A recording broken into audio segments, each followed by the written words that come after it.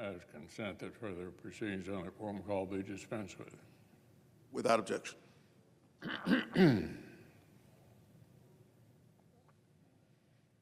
On January 20th, 2021, President Biden broke with longstanding precedent and fired the General Counsel of the National Labor Relations Board.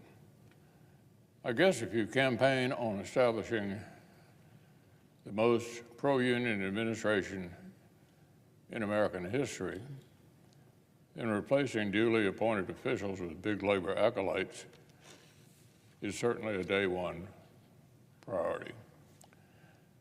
The NLRB member who's held primary responsibility for executing on the Biden big labor agenda is its chief, Lauren McFerran, and she's up for confirmation to another term. If the board's public actions over the last 4 years aren't telling enough, I'd urge our colleagues to consider the gross mismanagement of Ms. McFerran's watch that took an independent Inspector General report to uncover serious violations of electoral procedures and cover-up attempts to boot. This is to say nothing of the fact that our confirmation would give a lame duck president control of an independent board well into his successor's term.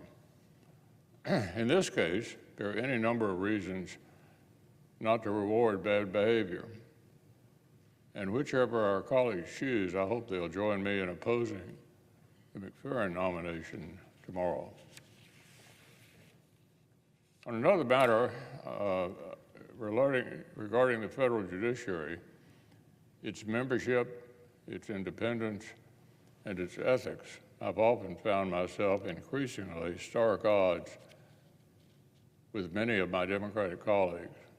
It's unfortunate, but I don't intend to stop policing the separation of powers any sooner than the left stops trying to undermine it. But over the last year, one corner of the judiciary's operation where the Senate rightly holds sway has become the site of rare bipartisan agreement, and that is federal courts' capacity to hear and decide cases in a timely manner. Across the country, federal district courts' case backlogs are preventing them from rendering swift justice. This past spring, the judiciary's own data recorded a 1-inch uptick in civil filings before district courts of 22%. The solution to this clear challenge, more district judgeships, has earned wide support.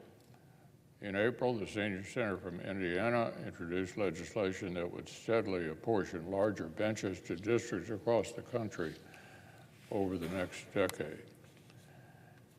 In August, the Judges Act passed the Senate by unanimous consent, proving that the right to a speedy trial still enjoys overwhelming popularity. I was particularly encouraged by the vocal endorsement of my friend, the Democratic leader, who recognized the measure as, quote, very responsible, bipartisan, and prudent bill that would lead to a better functioning judiciary. Soon we expect the House to take up and pass the Judges Act with similar overwhelming support. And normally we could rest assured that such popular action would be signed into law without further ado. But maybe not this time. Last week, the White House seemed to suggest, through anonymous comment, that President Biden has concerns with the bill. I, for one, would be curious to hear the president's rationale. It's hard to imagine a justification for blocking the Judges Act that doesn't smack of naked partisanship.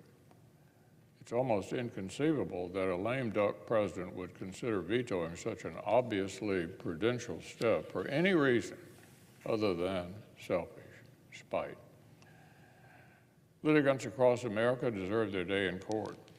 They deserve to know the federal judiciary has the bandwidth to carefully and thoroughly consider their cases.